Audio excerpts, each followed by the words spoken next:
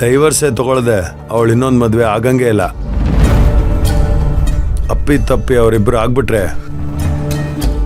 ಆಗ ಅವಳ ಮಗಳ ಮೇಲೆ ರೈಟ್ಸ್ ಎಲ್ಲ ಕಳ್ಕೊಂತಾಳೆ. ಅನು ಬೇಕು ಅಂದ್ರೆ ಅವರಿಬ್ರು ಒಂದಾಗ್ಲೇಬೇಕಲ್ಲ. ಅದು ಹಂಗಲ್ಲ ಅಳಿಮಯ್ಯ,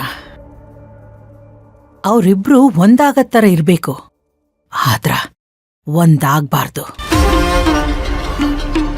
ಪಲ್ಲವಿಗೆ ಆ ಕಡೆ ಅನ್ನೂನು ಸಿಗ್ಬಾರ್ದು, ಈ ಕಡೆ ವಿಕ್ರಾಂತು ಸಿಗ್ಬಾರ್ದು.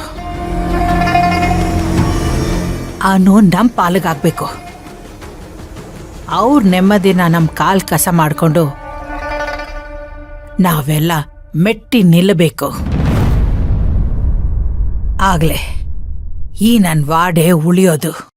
ಎರಡರಲ್ಲಿ ಒಂದು ಮಾತ್ರ ಸಾಧ್ಯ. ಎರಡನ್ನು ಹೇಗ್ ಸಾಧಿಸೋದು? ಮದುವೆನೂ ತಡಿಬೇಕು, ಆ ಕಡೆ ಅನುನು ಪಡ್ಕೊಬೇಕು ಅಂದ್ರೆ ತುಂಬಾ ಕಷ್ಟ. ಈ ಭೀಮಾಂಬಿಕಾ ಮನಸ್ ಮಾಡಿದ್ಲು ಅಂದ್ರ ಯಾವುದು ಕಷ್ಟ ಅಲ್ಲ ಅಳಿಮಯ್ಯ. ನನ್ನ ಹತ್ರ ಒಂದು ಯೋಜನೆ ಐತಿ. ಅದರಿಂದ ನಾವು ನಮ್ಮನ್ನ ಪಡ್ಕೋಬೋದು. ಹಂಗ ಪಲ್ಲವಿ ಮತ್ತು ವಿಕ್ರಾಂತನ ದೂರ ಮಾಡ್ಬೋದು. ಏನದು? ಏನ್ ಪ್ಲಾನು?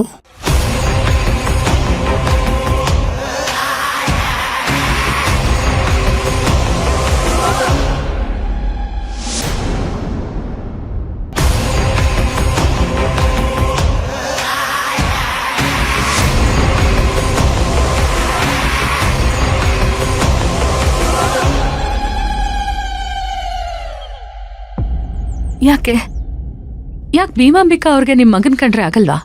ಹಂಗೇನಿಲ್ರಿ, ನನ್ನ ಮಗ ಅವ್ರ ಹತ್ರನೇ ಕೆಲಸ ಮಾಡೋದು, ಒಳ್ಳೆ ಪಗಾರ ಕೊಡ್ತಿದ್ರು. ಮೊದಲು 2 ದಿನಕ್ಕೊಮ್ಮೆ ಮನೆಗೆ ಬರ್ತಿದ್ದ, ಹೋಗ್ತಾ ಹೋಗ್ತಾ ವಾರಕ್ಕೊಂದ್ಸರಿ ಮನೆಗೆ ಬಂದ.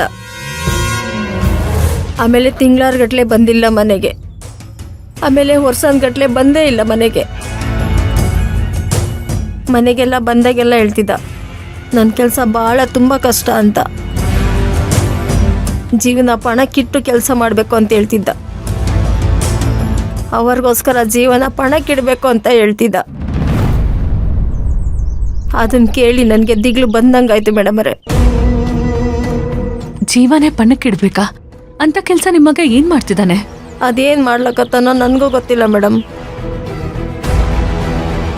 ನಿನ್ನೆ ಮಾತ್ರ ನನ್ನ ಕಣ್ಣು ಕಾಣಿಸ್ಕೊಂಡ.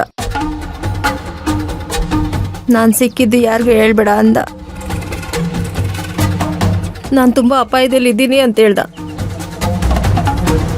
ಎತ್ಕರಳಿಗೆ ಬೆಂಕಿ ಇಟ್ಟಂಗಾಯ್ತು. ಯಾಕೆ ಅಂತ ಕೇಳ್ಬೇಕಿತ್ತು, ಏನ್ ಸಮಸ್ಯೆ ಅಂತ ಕೇಳಿ ತಿಳ್ಕೊಬೇಕಿತ್ತು. ಕೇಳದ ಪರಿಯಾಗಿ ಕೇಳ್ಕೊಂಡ್ರು ಬಾಯಿ ಬಿಟ್ಟಿಲ್ಲ ಮೇಡಮ್. ನಾನೇನಾರು ಕೇಳಿದ್ರೆ ನಿಮ್ ಜೀವಕ್ಕೂ ತ್ರಾಸೈತೆ ಅಂತ ಹಂಗೆ ಹೇಳ್ದೆ ಹೊರಟೋದ.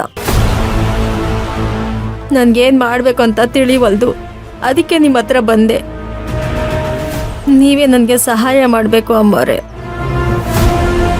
ಅಲ್ಲ, ಕೆಲ್ಸಕ್ಕಿಟ್ಕೊಂಡು ಅವ್ರನ್ನ ಮನೆಗೂ ಕಳಿಸ್ದೆ, ಅವ್ರ ಹತ್ರ ಅದೇನ್ ಕೆಲಸ ಮಾಡಿಸ್ತಿದ್ದಾರೆ?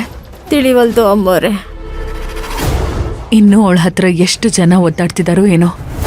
ನನಗೆ ಅಂತಲ್ಲ ರೀ, ಯಾರಿಗೆ ಅನ್ಯಾಯ ಆದ್ರೂ ಭೀಮಾಂಬಿಕೆಯವ್ರ ಹತ್ರ ಕೇಳೋ ಧೈರ್ಯ ಯಾರಿಗೂ ಇಲ್ಲ.